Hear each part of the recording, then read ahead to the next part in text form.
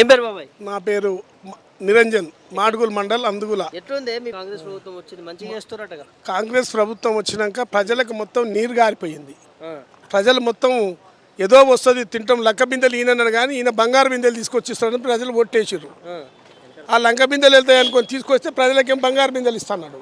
ఆడ కేసీఆర్ లంక బిందెలు ఉంచలేదు, బోకులు ఉంచిండు, టెంకెలు ఉంచిండు అని చెప్తే టెంకెలు లేవు, ఏం లేవు, నా దగ్గర ప్రజలు లేవు, అప్పులపాలు చేసి చెప్పాడు. మీ అప్పులకే అప్పు కడుతున్నాని మీటింగ్లో చెప్పుకుంటుండు.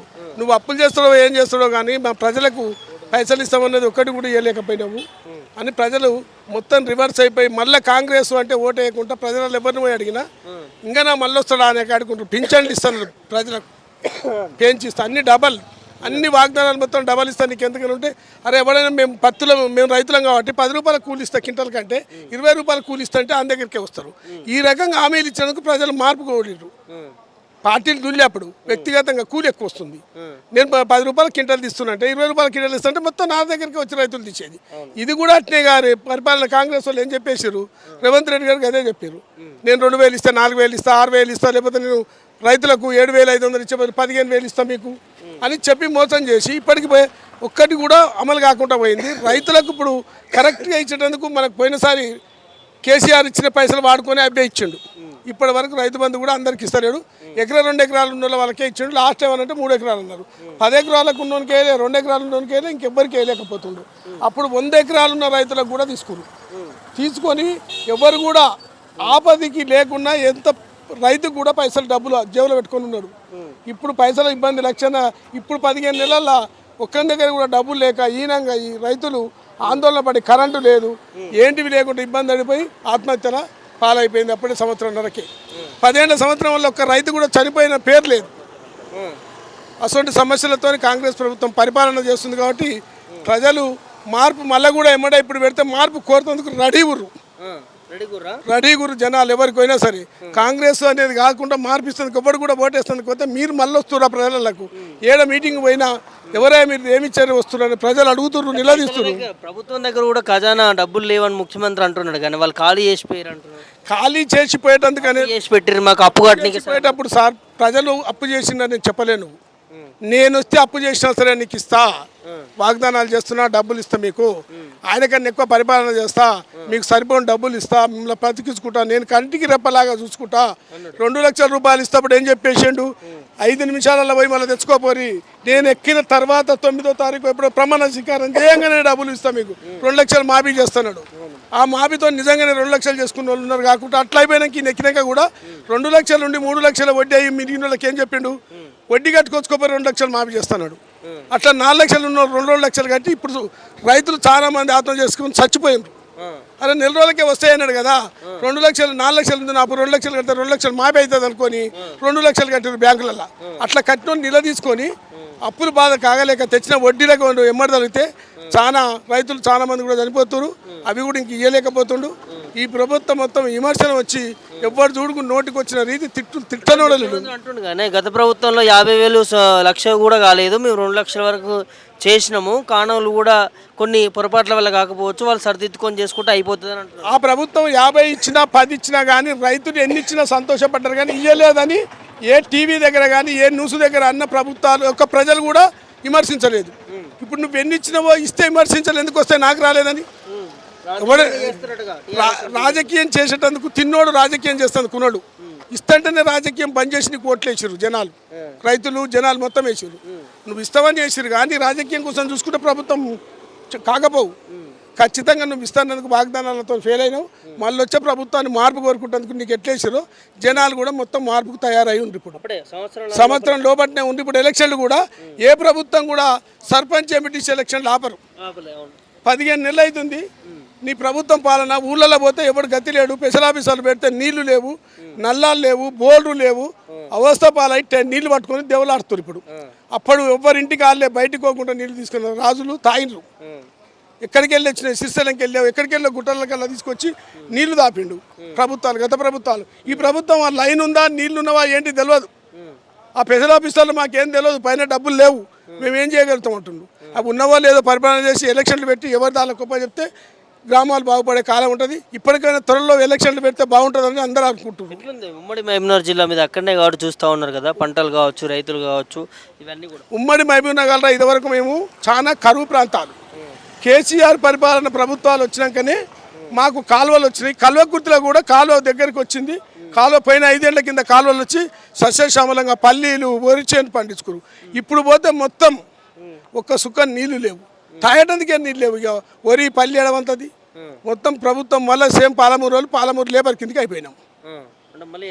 మళ్ళీ వెనక్కిపోతుంది. ఇదివరకు పాలమూరు లేబర్ ఏడ చూసినా పాలమూరు లేబరే ఉండేది. పాలమూరు లేబర్ కింది నల్గొండకి వెళ్ళి తీసుకొచ్చి పత్తులు తీసేసారు, వర్షానికి వస్తాను తోలుకొచ్చుకురు ఈ 10 ఏళ్ళ. ఇప్పుడు రివర్స్ అయ్యి ఇంట్లో వండుకొని మళ్ళీ పాలమూరు లేబర్ కూలికి ఎక్కడో వెళ్ళిపోవాలి, బొంబాయి వెళ్ళిపోవాలన్నా ఇక్కడ వెళ్ళిపోయే పరిస్థితి వచ్చేసింది. మరి అభివృద్ధి చేస్తానడుగా మీ ఇంకా అభివృద్ధి మా పాలన చేస్తానికి ఇంకా 3 ఏళ్ళు ఉండే, ఇంకా అభివృద్ధి చేసుకొని వచ్చి మలుపుతా అని చెప్తూనే ఉండు. చేసేదంతా ముందలుందంటుండు. చేసే ప్రభుత్వాలకు బాగానే ఉంటుంది.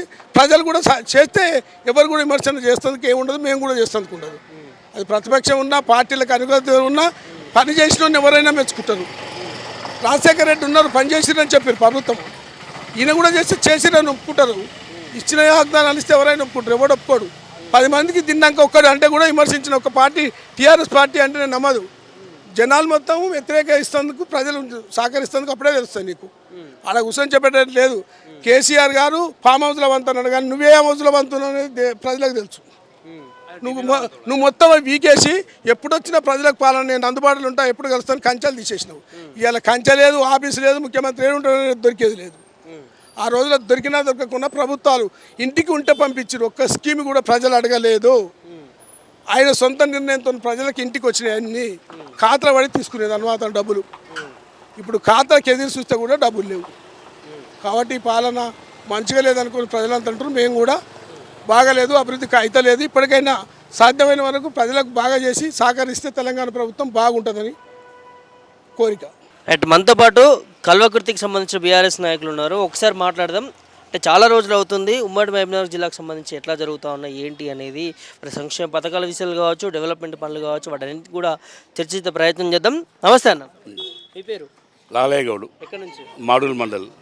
నేను ఎక్స్ మండల్ పార్టీ ప్రెసిడెంట్. ఎట్లా ఉందన్న అక్కడ కాంగ్రెస్ ప్రభుత్వం 15 నెలలు 16 నెలలు అవుతా ఉంది. డెవలప్మెంట్ ఫండ్స్ కావచ్చు, లేకపోతే ఇచ్చే సంక్షేమ పథకాలు కావచ్చు, ఏం లేదు. గత ప్రభుత్వం అభివృద్ధి కార్యక్రమాలే ఉన్నాయి. రేవంత్ రెడ్డి గారు గౌరవనీయులు ముఖ్యమంత్రి గారు మా ప్రాంతం వాడే, కొండేపల్లి సొంత ఊరు, అత్తగారు మాడుగుల. అయితే ఆయన వచ్చిన తర్వాత ఇప్పటి వరకు ఎలాంటి అభివృద్ధి జరగలేదు. 420 హామీలు, 6 పథకాలు ఇచ్చిండు కదా, 6 హామీలు వచ్చిండు. ఫ్రీ బస్సు మాత్రం అరకొరగా నడుస్తుంది అంతే, ఏది లేదు. అభివృద్ధి మాత్రం అంటే ఏం లేదు. ఆయన లేవంగానే టీఆర్ఎస్ పార్టీ నాయకులను, కేసీఆర్ గారిని, గౌరవ కేటీఆర్ గారిని తిట్టడం జరుగుతుంది తప్ప అభివృద్ధి గురించి ఆలోచన లేదు. ఎంతసేపు ఉన్నా లేవంగానే తిట్టడు. అసెంబ్లీ చూస్తే అసెంబ్లీలో అసలు ఎన్నడూ కనిమిని వేరిన అసెంబ్లీలో ఇప్పుడు నువ్వు ముఖ్యమంత్రి అయిన తర్వాత ప్రజలు మార్పు కోరిండ్రు. మీరు ఏమని చెప్పిండ్రు? ఎలక్షన్లో తులం బంగారు ఇస్తా అన్నారు, అది మోసం. ఆడపిల్లలకు 2500 అన్నారు, అది మోసం. ఏది లేదు. రైతు బంధు 2 సార్లు ఎగ్గొట్టిండు. మీరు ముసలిలకు 4000 పెంచానన్నారు, అది మోసం. వికలాంగులకు 6000 పెంచానన్నారు, అది మోసం. అన్నీ దగా చేసి ఉట్టి మాటలు చెప్పి అధికారానికి వచ్చిండు. ఇంకేం చేస్తాం? సంవత్సరంన్నర ఎక్కుతుంది. ఇంకా అభివృద్ధి చేసేది అన్నాడు. ఏమనంటే నేను లంకం బిందెలు ఉండని వచ్చినా అని అంటుండు. లంకం బిందెలు ఉండని వచ్చినా అంటే నీకు అభివృద్ధి పైన ధ్యాస ఉండాలి కానీ ఎంతసేపు ప్రతిపక్షాలు దాడి చేయడమే తప్ప నీ ఆలోచన ఎలాంటి ఆలోచన లేదు. ఇంకా నువ్వు అభివృద్ధి చేయవు. ఇక మీ పార్టీలో మీ పంచాయతీలు మీకే సరిపోయినాయి. ప్రభుత్వం వచ్చినప్పటి నుంచి కూడా మీ మంత్రివర్గం, మీ ఎమ్మెల్యేలు, మీ పార్టీ పంచాయతీ సరిపోయినాయి. కానీ పబ్లిక్ గురించి కూడా ఎన్నడూ వాటి కరెంట్ అవకతవకలు వస్తుంది. ఇంకా మిగతా కరీంనగర్ జిల్లా, నల్గొండలో మొత్తం వరిసేలు ఎండిపోయి పశువులు మెప్పుకుంటున్నారు. నల్గొండ జిల్లాలో అక్కడ 2 మంత్రులు ఉండరు, కోమటిరెడ్డి వెంకటరెడ్డి, ఉత్తమ్ కుమార్ రెడ్డి. 2 మంత్రులు ఉండి ఏం చేస్తున్నారు? ఒక్క వరిచేను కూడా పోయి ఒకనాడు కూడా ఓ రైతానికి వెళ్ళి చేలు చూసిన పాపాన వలే. అదే మా మాజీ మంత్రి జగదీశ్వర్ రెడ్డి గారు పోయి అక్కడ గిరిజన తాండాల్లో పర్యటించే కూడా ఇదంతా డూబ్ అంటుండు. డూబ్ కాదు, వాస్తవమే. మీరు ఒకసారి విలేకరులు తెలుసు. ఆయన అన్నీ ఎప్పుడు ఒకటి ఇవన్నీ హామీలు మర్చిపోయేందుకే. నిన్నటిదాకా కొడంగల్ లఘుచల ఫార్మసీ అన్నాడు, అది కొంత ఒక 2-3 అది పంచాయతీ నడుస్తుంది. ఇప్పుడు ఇది ఉంది కదా కంచె, బేకార్ కంచె, గచ్చిబౌలి 400 ఎకరాలు ఉంది యూనివర్సిటీ, ఆ పంచాయతీ నడుస్తుంది. ఇట్లే కాలయాపన జరిగి 5 ఏళ్ళు కాలయాపన చేస్తారు తప్ప ప్రజలకు మాత్రం ఎలాంటి అభివృద్ధి జరగనియడు, చేయడు. ఆయన నుంచి కాదు, ఆయనకు అడ్మినిస్ట్రేషన్ రాదు. ఏది ప్రజాపాలన ఏది? ప్రజాపాలన ఇన్ని 420 హామీలు ఇచ్చిండ్రు. ఆడపిల్లలకు స్కూటీలు అన్నాడు కదా, స్కూటీలు లేదు. కేసీఆర్ గారు రైతు బంధు 5,000 వేస్తుండు, నేను 7,000 ఇస్తా, 15,000 ఇస్తా అన్నాడు. 2 టర్ములు ఎగన కొట్టిండు. ఇప్పుడు అరకొర వేసిన రైతు బంధు కూడా ఇప్పుడు అన్ని 10 ఎకరాలు, కేసీఆర్ 20 ఎకరాలు 100 ఎకరాలకు వస్తే ఆయన అన్ని రాళ్లకు రప్పలకు గుట్టలకు వేసిండు అన్నాడు. అదంతా తప్పు. నువ్వు అది మొడపోయి చెయ్యి. నువ్వు 10 ఎకరాలకు ఎగలేదు, 2 ఎకరాలకు 3 ఎకరాల వరకు వేసిండు, ఇంకా 5 ఎకరాలకు వేస్తా అంటుండు. రైతు బంధు కరెక్ట్ లేదు, ఏది కరెక్ట్. రుణమాఫీ అన్నాడు, ఎవరు చేసి రుణమాఫీ? తప్పది. 42,000 కోట్లు చేశాను రుణమాఫీ. 20 కన్నా మిగతా 20,000 కోట్లు ఎక్కడ పోయినాయి? ఎందుకు చేయలేదు నువ్వు? మా ప్రాంతం మేము అందరం కల్వకుర్తి, ఉమ్మడి మహబూబ్నగర్ జిల్లా, మా ప్రాంతం వాడు ముఖ్యమంత్రి అయితే ఏదో లాభం జరుగుతా ఉన్నావు. ఏది లాభం లేదు. కరెంటు లేదు. ఇప్పుడు రంగారెడ్డి ఎత్తిపోతలు ఉంది కదా, మహబూబ్నగర్ రంగారెడ్డి, అది ఏడేసిన గొంగళ అన్నీ ఉంది. కేసీఆర్ చేసిన పోయిన కాడికే ఉంది. గ్రామాలలో అన్ని కాలువలు, మీరు అన్ని ఆంధ్రప్రదేశ్ మొత్తం తెలంగాణ జిల్లాలలో మాది DIT 182 కాలువ కూడా కాలువలు ఇంతవరకు ఏది లేనే లేదు. ఏమన్నంటే లేవంగానే ప్రతిపక్షాలను దాడి చేయడం. అసెంబ్లీకి వస్తే ఇప్పుడు ముఖ్యమంత్రి అయినోడు ఇప్పుడు అసలు ముఖ్యమంత్రి పదవికి గౌరవం లేకుండా చేస్తున్నావు నువ్వు. అది పరిస్థితి, అయిన పరిస్థితి. పార్టీల విషయాన్ని పక్క పెడితే అక్కడ ప్రజలు ఏమనుకుంటారు? మేము తప్పు చేసాం అనుకుంటున్నారు. ఇట్లా అనుకోలేదు మేము. ఒకసారి 10 ఏళ్ళు కేసీఆర్ ఉన్నాడు కదా, కొంత మెరుగు చేస్తున్నాం. ఇప్పుడు మామూలు తులం బంగారం అన్నాడు, 2,500 అన్నాడు. ఆడపిల్లలకు అత్తకు పింఛన్ వస్తుంది, కోడలకు అన్నాడు, బడి పిల్లలకు స్కూటీలు అన్నాడు. అన్నీ ఒకటే కాదు. ఇప్పుడు కేసీఆర్ కిట్టు పోయింది. పాపం గర్భిణీసులు దవాఖానలోకి పోతే వాళ్ళు డెలివరీ అయితే కేసీఆర్ హయాంలో ఆటో ఇచ్చి ఇంటికి బండి ఇచ్చి ఇంటికి పంపేది. ఇప్పుడు అది అసలు లేనే లేదు, ఆ స్కీమే లేదు, ఏది లేనే లేదు. అంతా అయోమయం ఉంది పరిస్థితి. రాష్ట్రంలో లేవంగానే పొద్దుగాల ఏం జరుగుతుందో రాత్రి ఏం జరుగుతుందో మనకు అర్థం కాకుండా అన్నీ మానభంగాలు, రౌడీజం తప్ప ఏది లేదు. మీరు చూస్తూనే ఉండి అన్ని రోజు పత్రికలు చదువుతారు కదా మీరు. ఇప్పుడు మన ఒక ట్రైన్లో ఒక అమ్మాయి ఎంబడి పడితే ట్రైన్ దుంకి చనిపోయింది సికింద్రాబాద్ నుంచి వస్తుంటే. మరి ఏం చేస్తున్నట్టు? ఇంత ఎంతసేపు ఉన్నా వాళ్ళని పదవిని కాపాడు కోసం 42-41 సార్లు ఢిల్లీకి పోయిండు. ఏం లాభం అయింది? సంవత్సరం అవుతుంది. ఏది అభివృద్ధి? ఏది 42 సార్లు పోతే అభివృద్ధి చేస్తే నువ్వు మంత్రివర్గం 12 ఉంది కంటిన్యూ. ముఖ్యమంత్రి అయినాడు, ఎల్బీ నగర్ చేసినాడు, అదే 12 మంది ఉన్నారు. ఇంకా 6 బెర్తులు ఖాళీ ఉన్నాయి. 6 బెర్తుల కోసం గొడవ అవుతుంది. నాకే 35 మంది ఎమ్మెల్యేలు పోటీ పడుతున్నారు. నీకు అడ్మిషన్ రాక ఇబ్బందులు పడుతున్నాడు. ఇది మొత్తం మార్పు కాదు. మళ్ళీ ఎట్లయితే వచ్చిండో అట్లే పోతాడు. మళ్ళీ 20 ఏళ్ళ దాకా కాంగ్రెస్ పార్టీ రానంటే రాదు. మీ ప్రాంత బిడ్డని ప్రజలు ఇట్లా అనుకుంటే డెవలప్మెంట్ చేస్తే నాకు అవకాశం వచ్చింది, మళ్ళీ వస్తుందో రాదు. కేసీఆర్ గారు 10 ఏళ్ళు చేసిండు కదా, ఒకసారి అవకాశం ఇద్దామని చెప్పి నాకు అవకాశం ఇచ్చారు, రేవంత్ రెడ్డికి ఇచ్చారు. ఇస్తే ఏం చేసిండు? కేవలం ఏమైనా ఫ్రీ బస్సు మాత్రం మహిళలకు ఇచ్చిండు తప్ప ఏ స్కీమ్ కూడా అభివృద్ధి కాలేదు ఇంతవరకు. ఈ రోజు వరకు కూడా కాదు. ఆయన నుంచి కాదు అది కానే కాదు, జరగని పని అది. ముఖ్యమంత్రికి చెప్పి ఆయన చేసేది లేవంగానే ఆయన కుర్చీని కాపాడడం కోసమే టైం దొరకలేదు ఆయనకు. కుర్చీకి 4 కాళ్ళు ఉంటే ఓడో కాలు కూస్తుండు. ఇక ఆయనకు టైం ఎక్కడుంది? అంతే. ఎట్లుందన్న కొత్తగా ఏర్పడిన కాంగ్రెస్ ప్రభుత్వం? మీరు ఎక్కడి నుంచి? మేము కలకుర్తి తాలూకా మాడుగుల్ మండలం నుంచి మాట్లాడుతున్నాము. ఈరోజు కాంగ్రెస్ పాలన ఎలా ఉందంటే, ప్రజల్లో ఇప్పుడు ఆకాశంలో మేఘాలు చూసి సంపలో ఉన్న వాటర్, అంటే మన ఇంట్లో ఉన్న వాటర్ కూడా అరే వర్షం పడుతుందిలే, వాటర్ వస్తుంది, మనకెందుకు ఈ వాటర్ యూజ్ కాదనే ఉద్దేశంతో ప్రజలు మోసపోయినట్టుగా ఉంది ప్రజాపాలన. ఈరోజు పబ్లిక్గా మోసపోయారు. ప్రజాపాలన అని చెప్పారు. ప్రజల చేత ఎన్నుకోబడ్డ నాయకులు నేను ప్రజాపాలన చూపిస్తాను, ఫామ్ హౌస్ పాలన కాదని చెప్పారు. ప్రజాపాలనలో ప్రజాభవన్ ఏర్పాటు చేసి ప్రజాభవన్లో కూడా సాక్షాత్తు ప్రజలు పాలించే ముఖ్యమంత్రి గారు ఈరోజు ప్రజాభవన్లో లేకుండా ఉన్నారు. మరి ప్రజాభవన్ ఏర్పాటు చేసిన ముఖ్యమంత్రి గారు మీరు ఎక్కడ ఉండాలి? ప్రజాభవన్లో ఉండాలి కదా. ప్రజలు మీ స్వయాన మీకు సమస్యలు చెప్పుకోవడానికి వస్తే అక్కడ మీరు లేరు, వచ్చిన వారు రిసిప్ట్లు తీసుకోరు. ఈ 16 నెలల్లో మీరు ఎంతమంది ప్రజాపాలనలో దరఖాస్తులు తీసుకున్నారు, ఎంతమంది సమస్యలు తీర్చారు? ఒక శ్వేతపత్రం రిలీజ్ చేయండి. అక్కడ ఈ 16 నెలల్లో మీరు ఎంతమంది సమస్యలు తీర్చారనేది అసలు ఒకటి కూడా తీసుకునేవారు కూడా లేనట్టు కోరుతున్నారు. ఇప్పుడు ప్రజాపాలన ఒకరోజు వీడియోలో చూపించి, ఫోటోలో చూపించి, పేపర్కి ఇచ్చుకున్నంత వరకే పనిచేసింది, అంతే. మరి రైతుల పరిస్థితి ఎట్లా మంచి రైతుల పరిస్థితి ఈరోజు గందరగోళంగా, అసలు రాత్రి పరిస్థితి చెప్పనిక రాదు. ఇప్పుడు ఉన్నటువంటి పరిస్థితి ఏంటంటే మాకు రైతు బంధు ఉన్నది ఇంకొంచెం పెరుగుతుంది అనుకున్నారు. రైతు బంధు మరి 4 వేయాల్సింది 3 ఎగగొట్టి 2 వేసాడు, ఇంకా 2 ఎగగొట్టాడు ఆల్రెడీ. 1 2 ఈ గవర్నమెంట్ వచ్చిన తర్వాత 2 రైతు బంధులే వచ్చాయి. అంతకుముందు ఫస్ట్లో 1, అది కూడా పూర్తిగా అందరికి పడలే రైతు బంధు. ఇంకా కూడా ఫస్ట్ ఎకరా, అర్ధ ఎకరా, హాఫ్ ఎకరా అన్నాడు, 3 ఎకరాలు అన్నాడు. మొన్న చివరి వరకు రైతు భరోసా రైతు భరోసా. ఓకే, మేము రైతు బంధు అనేది అలవాటు పడిపోయింది కేసీఆర్ గారి పేరుతో. మాకు రైతు బంధు ఈ గవర్నమెంట్ దాన్ని రైతు భరోసాగా చేసి 2,000 పెంచుతామని చెప్పారు. అసలు 15,000 ఇస్తానన్నాడు పూర్తిగా.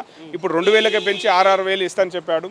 మరి అది కూడా పూర్తిగా ఉన్నటువంటి రైతాంగానికి అందరికీ కూడా పడలేదు.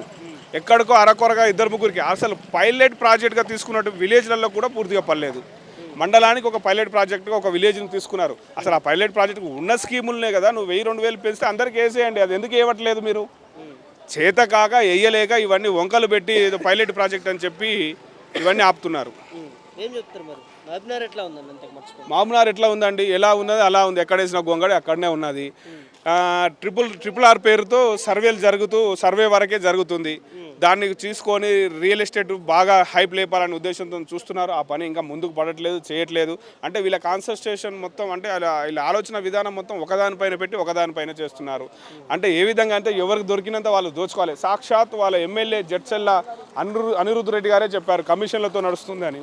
ఏ కాంట్రాక్ట్ పని చేసినా కమిషన్లు కావాలని బాజాప్తా అడుగుతున్నారు. 20% 30% కమిషన్స్తో నడుస్తుందని. ఇంకా ఇక్కడ ఏం కావాల్సింది చెప్తుంది, అసమర్థన పాలన జరుగుతుందని స్వయాన వాళ్ళ అసమర్థ ఎమ్మెల్యేలే చెప్తున్నారు. బీసీ వాదం తీసుకుంటే సాక్షాతం బీసీ వాదం మల్లాడిరని ఆ పార్టీలో ఉన్నటువంటి ఎమ్మెల్సీ మల్లన్న గారిని కూడా సస్పెండ్ చేశారు. అంటే అక్కడనే అసమ్మతి ఆల్రెడీ స్టార్ట్ అయిపోయింది. ఎక్కడైతే పాలన కరెక్ట్గా జరుగుతలేదని చెప్పారో సొంత పార్టీ నాయకులే ఆల్రెడీ నోరుతో చెప్పేస్తున్నారు ఇది పాలన కరెక్ట్గా లేదని. ఇంకా ప్రజలు ఎంత చెప్పుకుంటున్నారో ఎక్కడికి వెళ్ళినా అదే ప్రజలు. ఒక 4-3లో ఎక్కడ తీసిన డిస్కషన్ ఇదే జరుగుతుంది. అనవసరంగా దేవుడు లాంటి కేసీఆర్ను పోగొట్టుకొని రాక్షస పాలన తెచ్చుకున్నాం కదా. దేవుని పాలన తీసుకుపోయి రాక్షస పాలన అయ్యాము. ఈరోజు మనం ఇబ్బంది పడుతున్నాము. ఎప్పుడొస్తాడో మా కేసీఆర్ అని పబ్లిక్ ఎదురు చూస్తున్నారు. ఇంకా 3 సంవత్సరాలు ఇంకా అస్తవ్యస్తంగా. ఇప్పుడే పరిస్థితి 16 నెలలు అవుతుంది. ఈడికే ఇన్ని ఆరామ ఘోరాలుగా పరిస్థితి ఉంది. రాను ఇంకా పరిస్థితి ఇంకా ఘోరంగా డేంజర్ జోన్లోకి పోతామేమో అనిపిస్తుంది. ఎలా ఉందంటే పిచ్చోడి చేతిలో రాయన్న పరిస్థితిగా ఉంది. అసలు ఎలా వెళ్తుంది, ఏ సమయంలో ఎలా వెళ్తుంది కూడా తెలియట్లేదు. మధ్యలో కొన్ని వార్తలు కూడా వస్తున్నాయి, గవర్నమెంట్ కూలిపోతుంది, పడిపోతుందని. మరి గవర్నమెంట్ మా కేసీఆర్ గారు చెప్పడం జరిగింది, గవర్నమెంట్కి మేము ఎలాంటి హాని తలపెట్టాం, మీ పనులు మీరు సక్రమంగా చేయండి అని చెప్తున్నారు.